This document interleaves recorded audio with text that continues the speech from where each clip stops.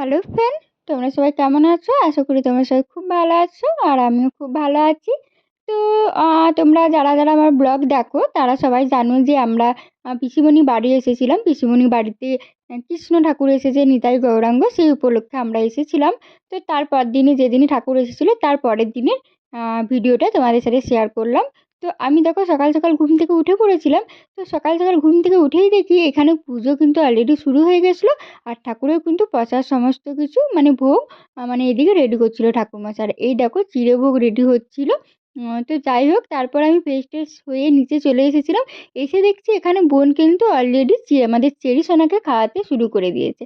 আর এখানে তো কীর্তন আর রাধাকৃষ্ণের গান তো চলছিলই, সেই জন্য কিন্তু আমাদের চেরি সোনা কিন্তু এদিকে নাচতে শুরু করে দিয়েছে, মানে প্রত্যেকটা বাচ্চাই নাচ করছে। চেরি সোনাকে খাওয়াতে খাওয়াতে অনেকটাই দেরি হয়ে গেছিলো। তারপরে আমরা চলে এসেছি খাওয়া দাওয়া করতে। সকালে আমাদের ব্রেকফাস্টে ছিল হচ্ছে মুড়ি, আলুর দম, ঘুগনি আর স্যালাড, মিষ্টি ছিল। তো আমরা বেশি দেরি না করে তাড়াতাড়ি করে খাওয়া দাওয়া শুরু করে দিলাম। আর এদিকে দেখো ঘুগনি কিন্তু অলরেডি শেষ হয়ে গেছিলো, কারণ আমরা খেতে এসেছি সবার শেষে। সাথে ছিল কিন্তু আলুর দম, যেটা দিয়ে মুড়িটা বেশ জমে গেছিলো। আর আমাদের পশ্চিম মেদিনীপুরে কিন্তু সকালে চাই মুড়ি। আমাদের পশ্চিম মেদিনীপুরে সবাই কিন্তু সকালে ব্রেকফাস্টে মুড়িটাই পছন্দ করে।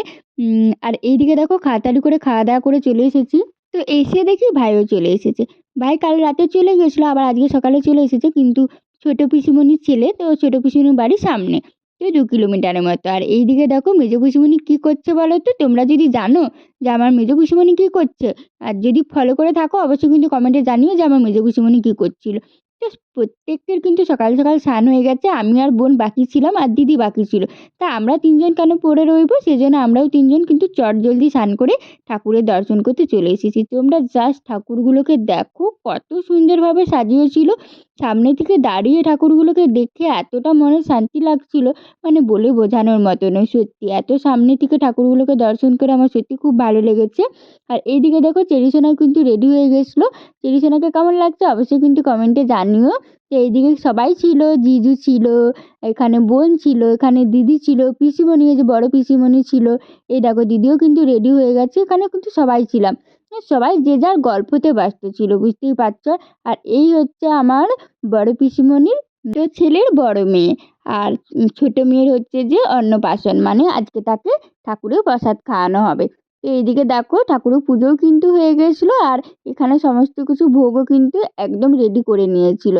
তো তারপর ঠাকুরমশাই কিন্তু নিজে হাতে তার থালাটা রেডি করে দিয়েছিল। আর এইদিকে দেখো একদম তাকে সুন্দরভাবে আশীর্বাদ করলো। আর এই দেখো এখানে কিন্তু প্রত্যেকটা জিনিস ঠাকুরমশাইরা রান্না করেছিল। আর তার মামা তাকে পুচকি সোনাটাকে খাইয়ে দেবে। তো এইদিকে দেখো পুচকি সোনাটাকেও কিন্তু সুন্দর করে রেডি করিয়ে দিয়েছিল তার মা। কি মিষ্টি লাগছে। আর মামার সাথে পুচকি সোনার ড্রেসটা কিন্তু একদম মিলে গেছে, কি ভালো লাগছিল দেখতে। আর এ কিন্তু খুব শান্ত, এত শান্ত, একদম কাঁদে না। তো যাই হোক, ভাত খাওয়ানো হয়ে যাওয়ার পরে, ভাত বলছি সরি, ভোগ খাওয়ানো হয়ে যাওয়ার পরে আমরা চলে এসেছিলাম খাওয়া দাওয়া করতে। কারণ আজকে অনেক ভিড় হবে, তাই পিসিমণি বলছিল একটু তাড়াতাড়ি খেয়ে নিবি। যা যদিও আমাদের খিদেও পেয়ে গেছিলো। মোটামুটি ঘন্টাখানেক লাইন দেওয়ার পরে শেষমেশ আমরা বসে পড়েছি খাওয়া দাওয়া করতে।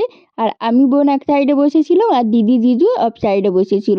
তো চেরি কিছুতেই জিজুর কোলে বসবে না, সে মিমিদের কাছে আসবে। তো দেখো সে মিমিদের কাছে বসেছে, আর হচ্ছে যে একটা থালাও কিন্তু নিয়েছে, সে নাকি নিজের হাতে খাবে। তো তোমরা দেখতেই পাচ্ছ কি কাণ্ড।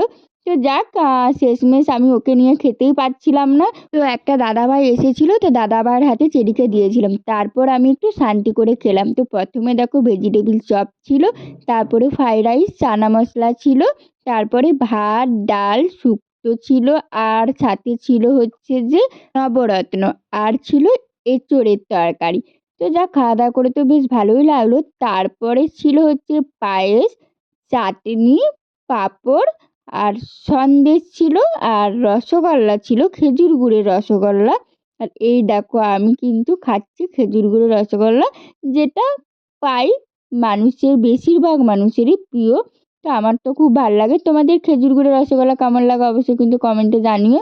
এদিকে দেখো দিদি জামাইবাবুও কিন্তু খাওয়া কমপ্লিট হয়ে গেছে, সবাই উঠে পড়েছে। আমরা এত খেয়েছি উঠতে পারছিলাম না। তো যাই হোক, তারপরে খাওয়া দাওয়া করে দিদি জামাইবাবুও চলে গেল, আর আমরাও কিন্তু চলে যাচ্ছি বাড়ি। তো ভিডিওটা কেমন লাগলো অবশ্যই কিন্তু কমেন্টে জানিও। সবাই ভালো থেকো, সুস্থ থেকো, দেখা হচ্ছে নতুন কোনো ভিডিও নিয়ে। সবাই পাশে থেকো। আর আমার যদি ভিডিও ভালো লেগে থাকে আরও নতুন নতুন ভিডিও দেখতে চাও তাহলে আমার চ্যানেলটা প্লিজ সাবস্ক্রাইব করে দাও। টাটা।